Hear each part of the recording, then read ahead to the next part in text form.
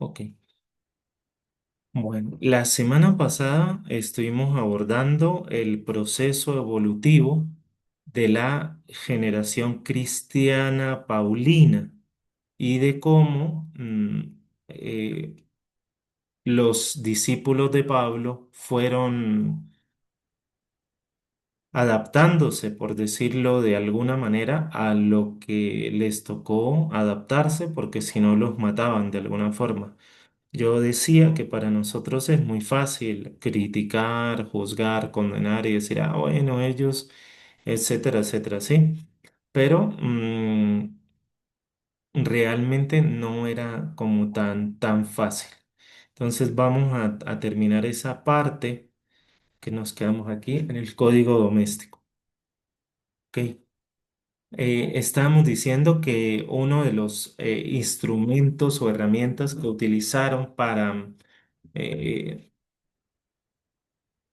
negociar con el Imperio Romano fue asumir plenamente el patriarcado en la segunda generación de Efesios, Colosenses y Segunda Tesalonicenses, que llamamos deuteropaulinas, para el funcionamiento de las casas. Pero también se empezó a utilizar y ya se institucionalizó plenamente en la tercera generación, que son las cartas pastorales, primero y segundo Timoteo y Tito, como el modelo, el único modelo del patriarcado para organizar no solo la casa, sino también la iglesia. Eso es demasiado importante. Aquí está el otro modelo, sé sumisos, todo el acento está puesto en las mujeres, amada, las mujeres, amada vuestros esposos como Cristo amó la iglesia, etcétera, etcétera. Resulta evidente que eh, hay dos diferencias significativas respecto al anterior. En primer lugar, se legitima teológicamente también la autoridad del miembro dominante de cada pareja y en segundo lugar, se dirige a todos los miembros en segunda persona en plural, excepto en el caso de las mujeres, a quienes habla indirectamente. La proporción de espacio que dedica a la relación entre marido y mujer es mucho mayor que para el resto, lo que puede revelar tensiones de género, es decir, muchas mujeres se llegaron a tomar muy en serio Gálatas 3:28, ya no hay ni judío ni griego, ni hombre ni mujer. Y aquí lo que están diciendo es sí, sí, sí, todavía seguimos respetando esas distinciones entre hombre y mujer. La respuesta que ofrece el autor de este texto resalta el modelo de relación de la mujer y el marido, como Cristo y la Iglesia. Por una parte, se limita el ejercicio de la autoridad por parte del valor del varón, estableciendo para ello el criterio del amor, como Cristo amó la iglesia, pero no deja de ser un esquema completamente dominante. De hecho, se dice explícitamente, sed sumisas en todo a vuestros esposos. Desaparece la reciprocidad que había en la primera carta a los Corintios. La pureza de la iglesia se identifica con la de la mujer y viceversa. Y la iglesia es el cuerpo y Cristo es la cabeza.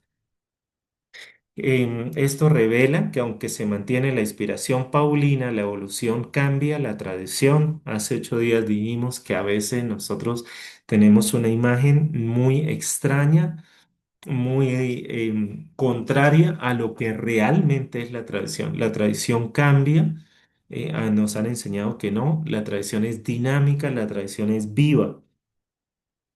Pablo había buscado la cohesión aplicando 3:28, lo que tuvo como consecuencias que la mujer se emancipaba, que la mujer prefería el celibato, la reciprocidad entre varón y mujer en el matrimonio, la posibilidad de liderazgo de las mujeres.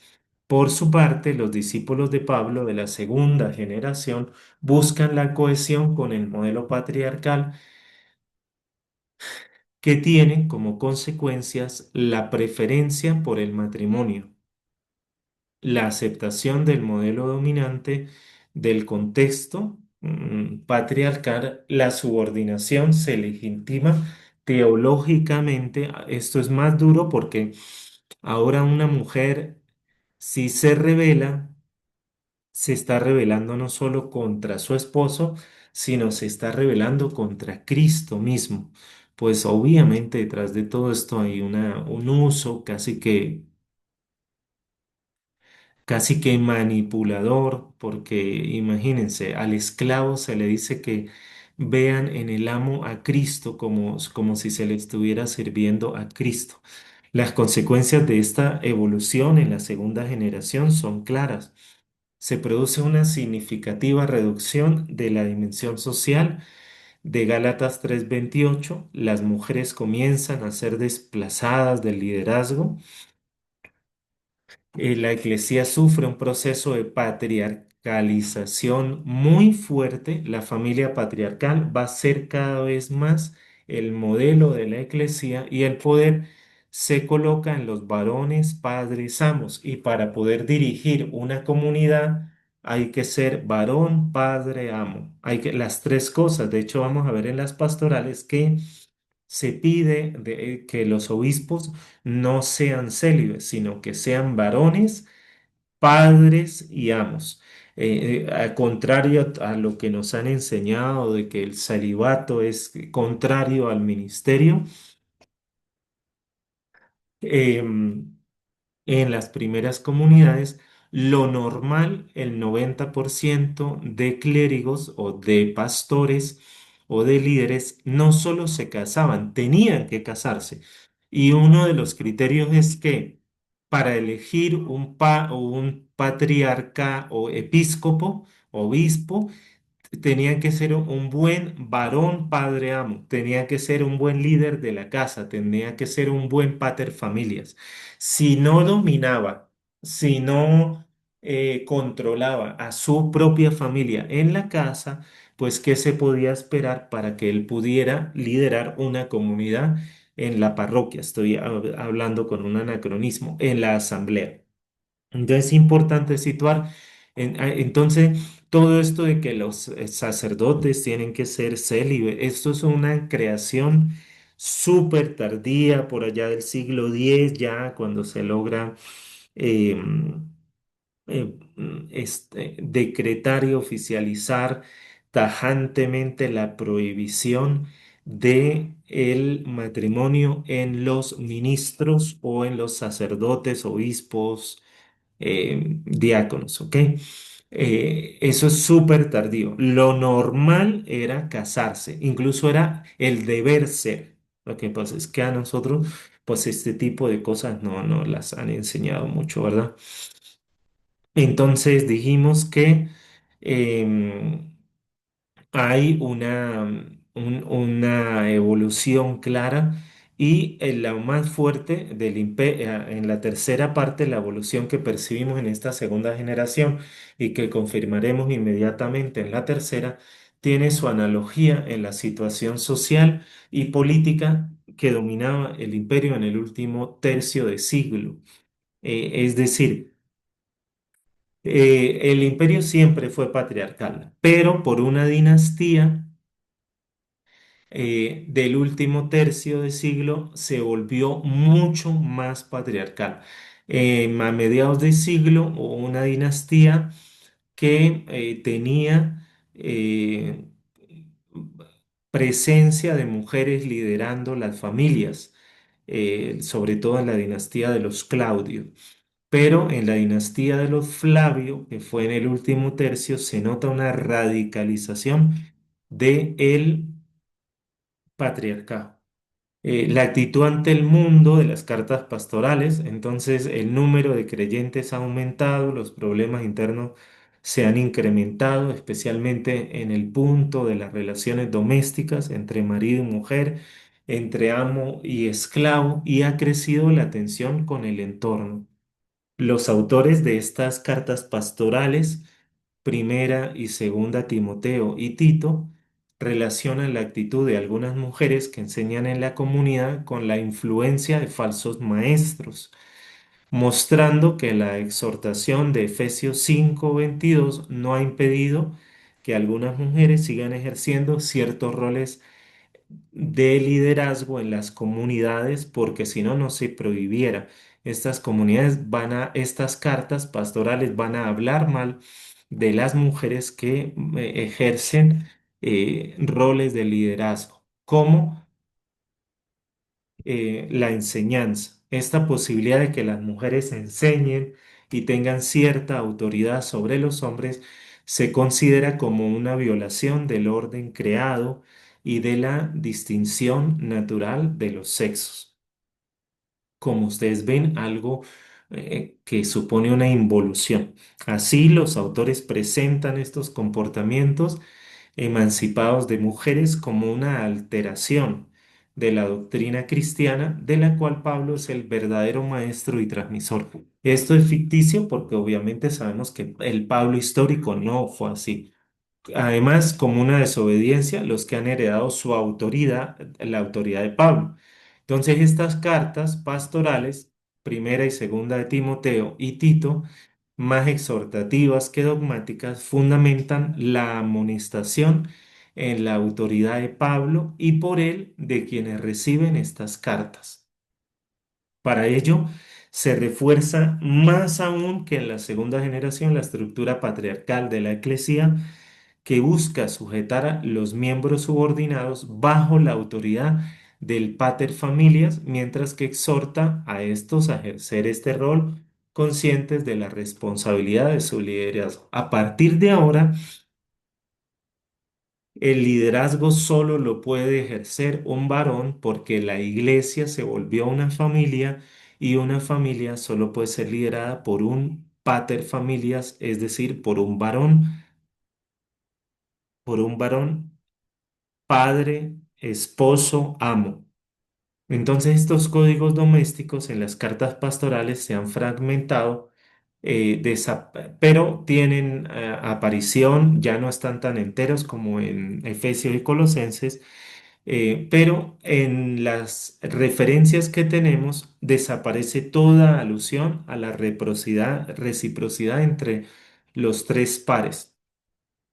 Y la exhortación se dirige únicamente a los miembros subordinados, a los esclavos, a las mujeres y a los hijos. Ya ni siquiera se les pide mesura a los tres pares eh, prominentes, el padre, el amo, y el esposo. Para exigir eso con el fin de exigir la obediencia. A partir de ahora, muchachos, a partir de ahora, la obediencia será casi que más importante que el amor. Eso es un cambio muy grande respecto a todo el Nuevo Testamento. Nada se dice contra los posibles excesos en el ejercicio de la autoridad porque obviamente en este momento se está intentando validar a toda costa la autoridad de los varones. Entonces, así, en las admoniciones a las mujeres, se subraya la sumisión de estos, mientras que se omite la petición correspondiente a los miembros superiores para limitar su poder.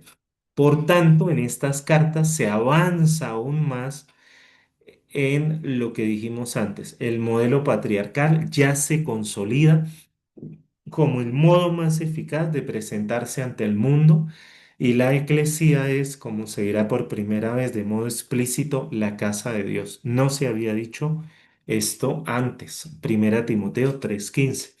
Cuando Primera Timoteo 3:15 está diciendo que que la iglesia es la casa de Dios, esa casa de Dios solo puede estar liderada por un pater familias, varón, esposo, padre, amo.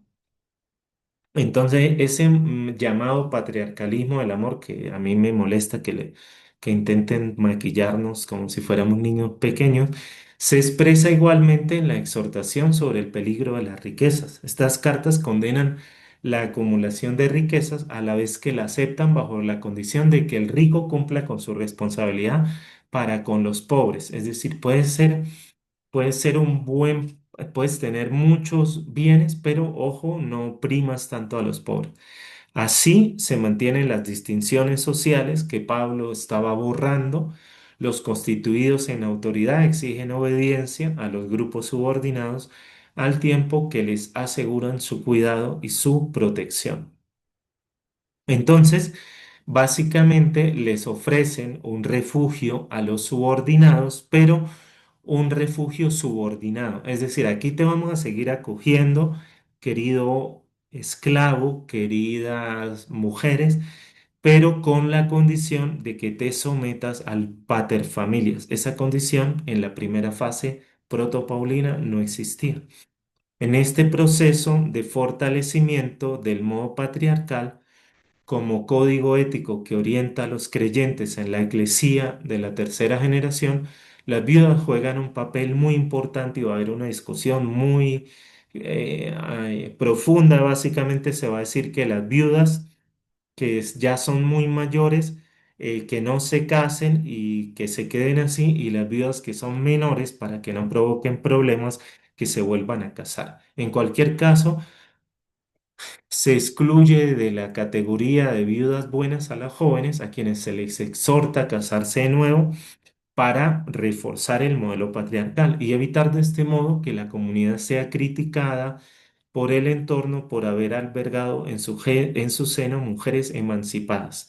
Esta situación la abordan los autores con especial denuedo, pues a estas mujeres emancipadas y jóvenes, sean viudas o solteras, se las vincula con la falsa enseñanza heterodidascalía, o sea, están casi que cometiendo un sacrilegio las viudas jóvenes que no se casan o las mujeres que no se casan y que enseñan están yendo contra la voluntad de Dios según estos autores.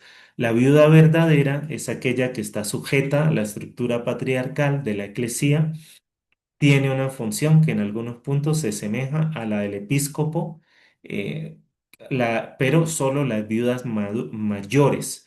Este debe ser hombre de una sola mujer, obviamente. Está hablando de la esposa, como ustedes se pueden dar cuenta. Al episcopo se le pide que tenga esposa, no se le prohíbe, se le pide, y la viuda mujer de un solo hombre. Ambos deben ejercer la hospitalidad y deben esmerarse en el cuidado de los hijos. ¿Ok? Entonces las cartas pastorales parecen reaccionar ante situaciones semejantes a las que se reflejan en esa leyenda de los hechos de Pablo y Tecla, etcétera, etcétera. Como conclusión, de este apartado, sobre la actitud ante el mundo de la tradición paulina, podemos decir en primer lugar que esta tradición estuvo condicionada por el contexto.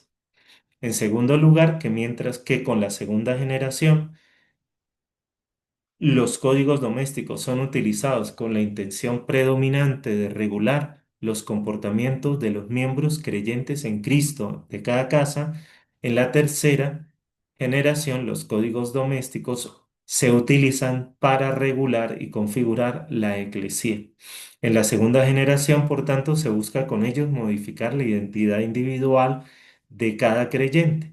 En la tercera, la identidad eclesial de todas las comunidades. Uno de los problemas mayores que tuvo Pablo durante los años 50 fue el intento de desprestigio y desautorización que algunos creyentes de corrientes más cercanas al judaísmo tradicional realizaban contra él, tal como se puede percibir durante sus cartas.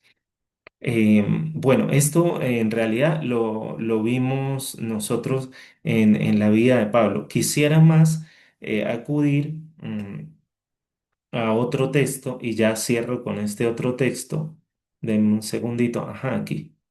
Entonces queda claro el tema el tema de el patriarcado en la segunda y en la tercera generación. ¿Ok? Voy a buscar aquí un texto que necesito encontrar para compartir con ustedes. Un segundito. Quiero trabajar brevemente, muy brevemente, la teología de las cartas deuteropaulinas, ¿ok? Segundo, síntesis conjunta, esto. Entonces nosotros hemos trabajado hasta ahora, esto está en la página 755 de este libro, cambié de libro, ¿no? Ya pasé de Así empezó el cristianismo a 755. ¿Me acuerdan? A Carlos Giralbiol, Escritos Paulinos, 755. Entonces ya vimos el tema de los códigos domésticos y quisiera cerrar con una breve síntesis de Colosenses y de Efesios teológicamente hablando, porque hasta ahora lo que hemos visto es la dimensión administrativa de la segunda fase, es decir, cómo se organizaban y cómo fue el tema del patriarcado, pero no hemos visto la teología de la segunda fase. De la tercera fase, en cambio, no hay grandes avances teológicos. Los grandes avances teológicos se dan en esta segunda fase. Son cartas muy densas, muy profundas, muy ricas teológicamente hablando. Entonces, dice así. Voy a buscar directamente la parte de la síntesis, porque quiero que ustedes la revisen, eh, pero que, es muy breve, pero que la podamos abordar aquí. Dice así, es súper breve. Estas dos paginitas serían el colofón de todo el camino que hemos ido haciendo. Hemos empezado con el Antiguo Testamento, con el Pentateuco como la Constitución de Israel, como con el paso del Mar Rojo, como el fundamento de la Torá. Luego fuimos viendo en el Nuevo Testamento el Dios de Israel que tenía en el siglo I, luego el Dios de Jesús de Nazaret y luego el Dios de los primeros cristianos. Luego vimos algo dentro del Dios de los primeros cristianos de Pablo. Y ahora vamos a ver la última fase de elaboración teológica, que es el Dios de ya de los primeros cristianos, pero de las últimas fases de la Biblia. Hemos visto el Dios de los primeros cristianos, de las primeras fases de la Biblia, que es Pablo, y ahora vamos a pasar a sus discípulos. Entonces, hemos presentado al inicio de este capítulo una situación de composición similar para ambas cartas, se parecen mucho, tienen muchas ideas. Efesios es más elaborada que Colosenses. Ambas cartas han pasado al acervo del naciente cristianismo como un díptico enormemente influyente por su calidad literaria. Son escritos muy elaborados, literaria y teológicamente hablando. Su desarrollo teológico y su actualización del proyecto de Pablo se nota mucho. Hay muchos elementos que no están en la teología paulina, pero que son desarrollos profundos, muy elaborados de la teología protopaulina.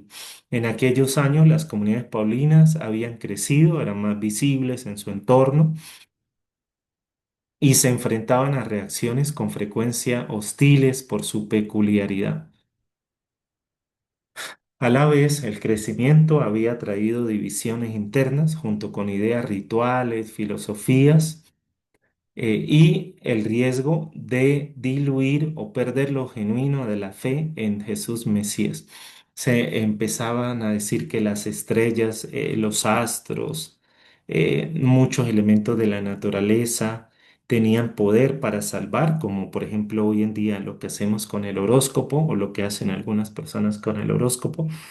Y muchas personas empezaron a traer creencias así, cósmicas, en los ángeles, en potestades.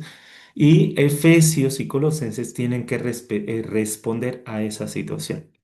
La esperanza escatológica inminente se había enfriado, ya no se ve el fin del mundo como algo inminente, y el horizonte que se vislumbraba pasaba necesariamente por entenderse con el mundo presente y con el imperio.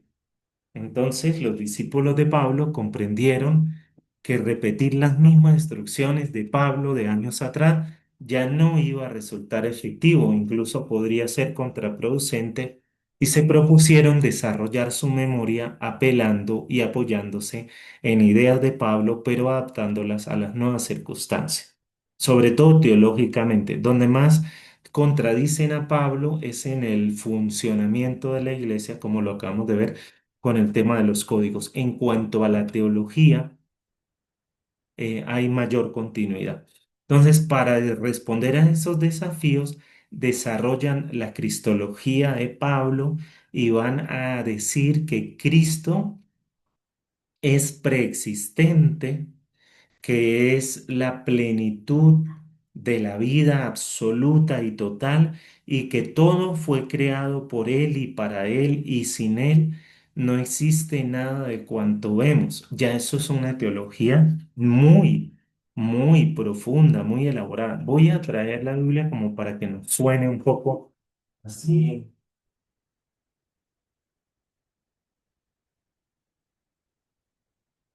y lo podamos evidenciar en los textos mismos que estamos estudiando. Entonces, ya no es ese mismo tema, ya no es esa misma teología, ¿no?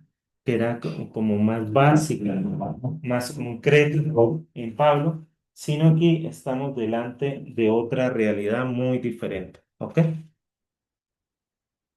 Dice así, Él es imagen de Dios invisible, eso no lo decía Pablo, primogénito de toda la creación, porque en Él fueron creadas todas las cosas en los cielos y en la tierra, las visibles y las invisibles, los tronos, las dominaciones, los principados, las potestades. Ellos estaban creyendo en ángeles, estaban creyendo en seres superiores, en seres, en estrellas, en astros. Las potestades, todo fue creado por Él y para Él. Él existe con anterioridad a todo y todo tiene en él su consistencia. Él es también la cabeza del cuerpo. Eso no se había trabajado de esa manera. En realidad se creía que era un solo cuerpo. No se había trabajado de esa manera en 1 Corintios. Él es también la cabeza del cuerpo de la iglesia. Él es el principio, el primogénito entre los muertos para que sea Él el primero en todo, pues Dios tuvo a bien hacer residir en Él toda la plenitud. Eso, la palabra griega se llama pléroma, o sea, la plenitud total de la vida, y reconciliar por Él y para Él todas las cosas. Ya no se habla de justificación, de justicia de Dios, del justo vivirá por la fe, ya no se habla de justificación, sino de reconciliación, pacificando mediante la sangre de su cruz, eso es muy paulino, lo que hay en la tierra y en los cielos. Entonces ya obviamente va a haber un desarrollo muy elaborado y muy profundo de muchos de estos principios. Colosenses va a profundizar mucho en la cristología. Gran parte de esa teología cristológica, Efesios la va a trasladar a la eclesiología.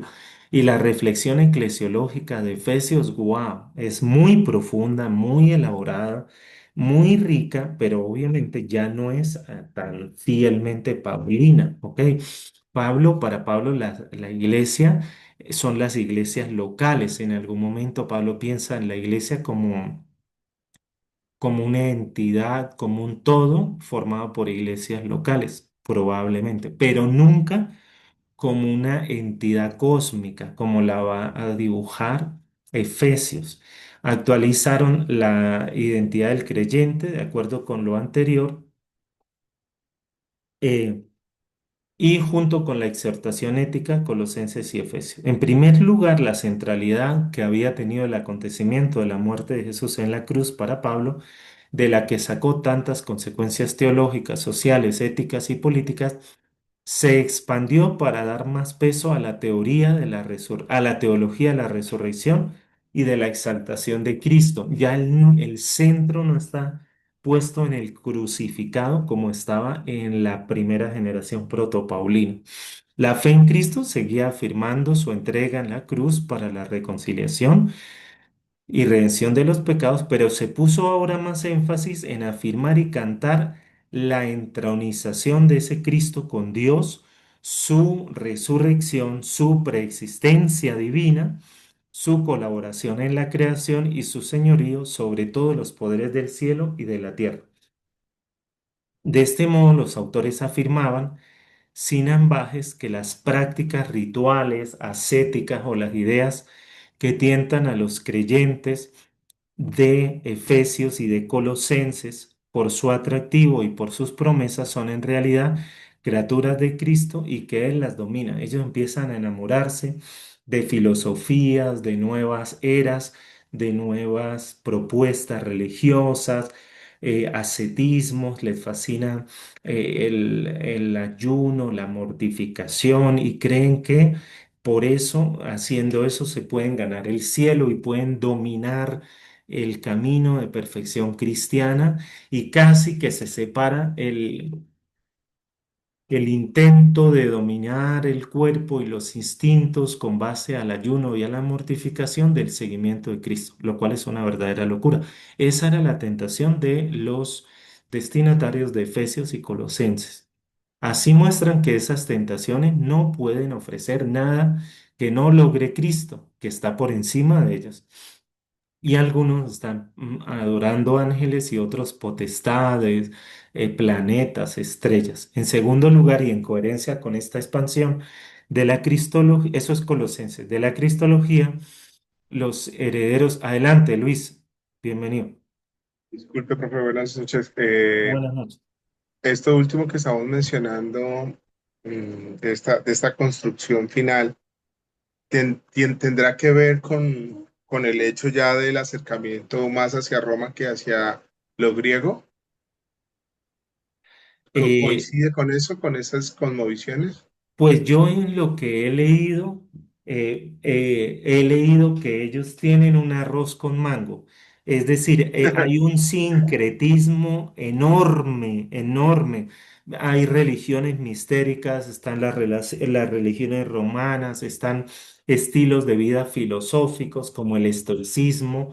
Entonces, no hay como un corpus identificable. Es un sincretismo total. Obviamente la palabra sincretismo es un anacronismo, pero es una revoltura de todo sin criterio. Y eso es lo que le asusta a los escritores de Efesios y de Colosenses. ¿Ok? En esas religiones mistéricas incluso se traen algunos elementos acádicos, algunos elementos iraníes, que en ese momento estaban siendo muy fuertes, incluso babilónicos. Pero es difícil como separar quirúrgicamente qué es de una parte y qué es de otra. Hay un sincretismo brutal porque pues ya ha entrado mucha gente dentro de las comunidades paulinas. Entonces, estamos hablando de la eclesiología. Eso que se desarrolló en torno a Cristo se expande ahora también a la iglesia en Efesios. La eclesiología que ahora se coloca al mismo nivel que el resucitado. Imagínense ustedes, la iglesia está al mismo nivel que el resucitado. Eso Pablo le hubiera costado mucho entenderlo. Es una iglesia entronizada, es una iglesia gloriosa, es una iglesia poderosa. ¿Le suena eso? Las consecuencias que luego tuvimos. Todo eso empieza aquí. Algunos autores han hablado de un protocatolicismo. Es una iglesia llena de privilegios, es una iglesia llena de estatus, es una iglesia llena de una posición social muy alta y básicamente la iglesia va a llegar a ocupar casi que el puesto de la humanidad. O sea, todo, aquí se va a dar un eclesiocentrismo muy grande. En Pablo, las asambleas eran los lugares donde se vivía el querigma, pero el centro era absolutamente única y exclusivamente Cristo. En cambio, aquí la iglesia ya comparte ese protagonismo con Cristo. Eso es muy Como, fuerte.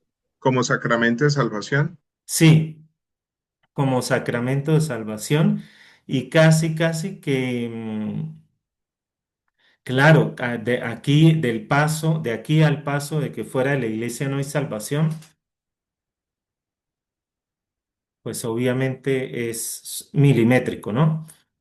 Todo eso no nació de la nada, todo eso se fue creando, se fue gestando.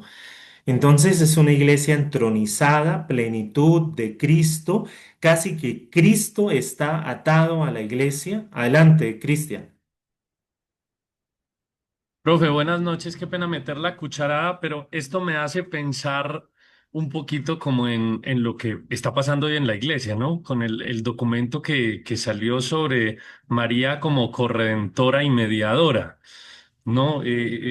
Hay un revuelo impresionante. Yo me he quedado asombradísimo en las redes, el rasgueo de vestiduras tan tremendo porque se le ha bajado el puesto a la Virgen María, que cómo no va a ser corredentora, que sin ella no sería posible y por más que amemos a María, pues siempre como poniéndola a competir o poniendo a competir a Cristo en esa posición y Ah, creo que es como la eh, misma situación que se daba en estas comunidades. exactamente. Entonces, casi que ya Cristo vino y se encarnó no para morir por nuestros pecados, sino para fundar la iglesia.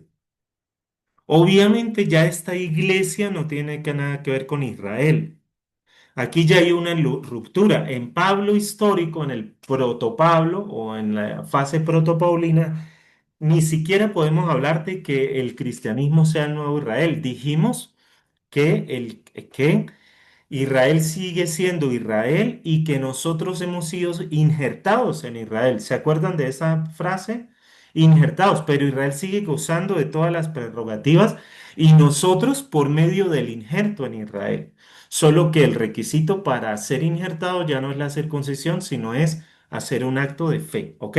Ya esa teología desaparece. Aquí hay una ruptura total con Israel.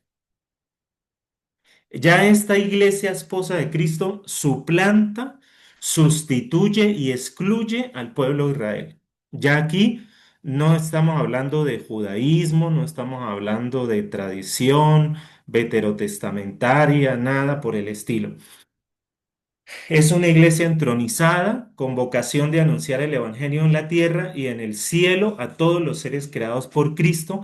El protagonismo de la iglesia en Efesio es brutal. Una iglesia que reúne hombres nuevos que no responden a las antiguas separaciones étnicas.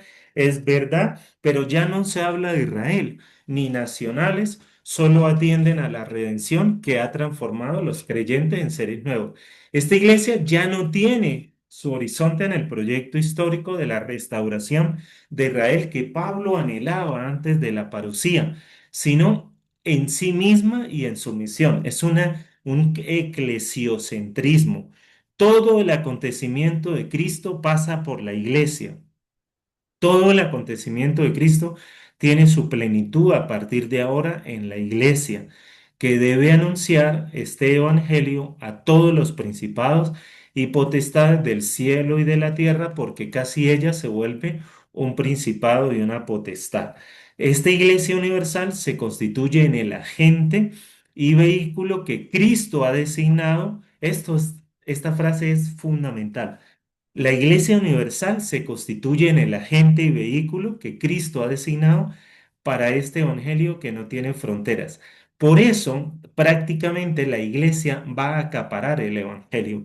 La Iglesia va a apropiarse del evangelio, que en la primera fase paulina el evangelio estaba destinado a toda la humanidad por igual y todos estamos en igualdad de condiciones. Aquí la iglesia es la que dice, yo tengo el control absoluto de la gracia, yo tengo el control absoluto del evangelio y yo soy quien lo tengo que llevar. Obviamente, cuando se está diciendo eso, se está legitimando toda una estructura organizacional de la iglesia patriarcal como vimos la semana pasada. Ninguna criatura, institución, idea, culto, práctica o ajena a la iglesia tiene ningún poder sobre los creyentes. Fuera de la iglesia no hay salvación. Entonces la iglesia cobra un protagonismo brutal. Mm, y en tercer lugar, entonces, en primer lugar, Colosenses hace un desarrollo cósmico de la cristología. Eso no lo había en la fase protopaulina. En segundo lugar, Efesios hace un desarrollo cósmico de la iglesia. O sea, casi que la iglesia es el universo, la iglesia es todo, ella es la plenitud de todo lo creado y casi que la revelación fue para la iglesia y la encarnación fue para la iglesia. Y en tercer lugar, el tiempo presente sigue siendo un tiempo difícil, hostil, amenazado por los restos del pecado y de la corrupción que desaparecerá con el nombre perfecto y con la plena madurez. Entonces, para este camino, los autores proponen una serie de exhortaciones morales que tienen que basarse en el amor. Los herederos de Pablo conservaron aquella radicalidad paradójica escondida en el recuerdo del acontecimiento de Cristo que no podía desprenderse de la marginalidad de la cruz. Quisieron, sin embargo, subrayar la necesidad de que todo creyente, fuese cual fuese su condición o situación personal, familiar o política, encontrará en la fe en Cristo un camino de crecimiento hacia la plenitud del hombre perfecto a la imagen de Dios en Cristo. Entonces, en estas cartas se va a... Pablo insistía mucho en la fragilidad y las deuteropolinas van a decir pues que ya lo tenemos todo, pero que ese todo se tiene que actualizar y se tiene que hacer realidad en la vida de cada uno de los creyentes. Va a hablar de las exhortaciones morales. Los códigos domésticos buscan presentar a los creyentes como casas modélicas, todo fundamentado a partir de Cristo, un patriarcado basado en el amor que limita los excesos de los comportamientos del autoritarismo. Y aunque estas medidas lograron sin duda reducir las tensiones, no ahogaron la peculiaridad y la radicalidad de Pablo para edificar unas iglesias con los miembros más necios, los más locos y los despreciables de la sociedad. Uy, se nos fue la hora. Pero esto es el colofón. Yo estoy muy contento. Me da igual si ustedes están contentos. No, mentira. Estoy muy contento porque hemos logrado hacer una síntesis muy completa de todo el panorama bíblico. De todo el panorama bíblico. Y ya con las cartas pastorales, que son de la tercera fase, no van a ser desarrollos teológicos, no van a hacer grandes aportes a la cristología, a la eclesiología, no, van a intentar limitarse a las concreciones administrativas y funcionales de las iglesias. Entonces, el la plenitud del desarrollo teológico paulino se da en Efesios y Colosenses, como lo acabamos de ver. Una cosmo- cosmologización de la cristología y cosmologización de la eclesiología, básicamente. ¿Ok? Eso es el resumen de toda la síntesis bíblica. Lo hemos logrado. Bueno. ¿Alguna pregunta, inquietud? Con todo el gusto del mundo. Ahora se entiende, yo creo que esto nos ayuda a entender dónde empezó todo ese eclesiocentrismo, dónde empezó toda esa jerarquización, dónde empezó todo ese proceso de institucionalización que era necesario, la institucionalización era necesaria porque un carisma, si no se institucionaliza, muere. Lo que no era necesario era toda esa jerarquización y todo ese eclesiocentrismo. ¿Ok?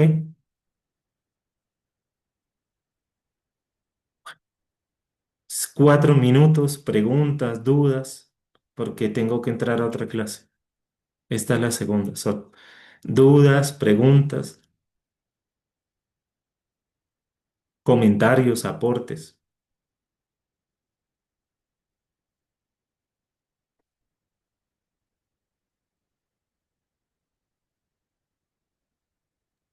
Estamos masticando, profe.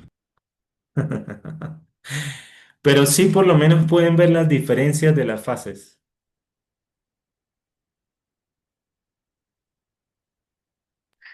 Sí, sí, sí, claro. Muy, muy heavy, muy pesado ese proceso de transformación de una iglesia, digamos, muy judía, con toda una teología un edificio judío, a pasar a construir su propio edificio, ¿cierto? Eh, su propia estructura, eh, y además sustentada por lo anterior, que es lo que me parece a mí muy particular. Es decir, construye toda una edificación aparte, pero casi que con los materiales de lo que destruyó, de lo que renunció, con eso construye su propio edificio. Exactamente, tal cual.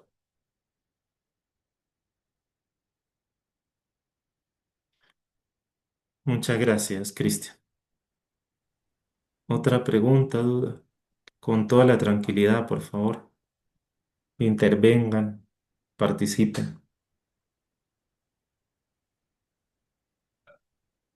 Profe, Bien. pero en cierto modo la tradición patriarcal y la organización de la iglesia pues está tomando muchísimo el modelo judío, ¿cierto? Sí, sí. El El modelo modelo judío, judío y grecorromano. Recuerden que el ¿sí? patriarcado es la estructura mínima y fundamental del imperio grecorromano, pero también judío, sí, sí, sí, sí.